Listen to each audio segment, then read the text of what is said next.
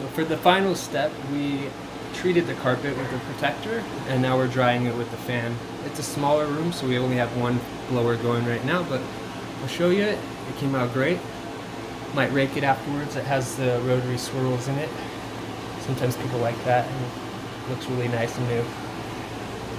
So that's the blower right there.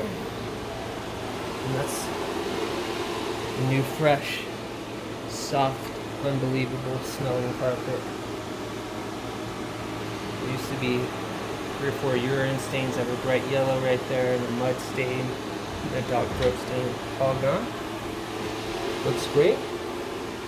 Just gonna let the blower dry for a little bit longer, and then we'll be completely finished.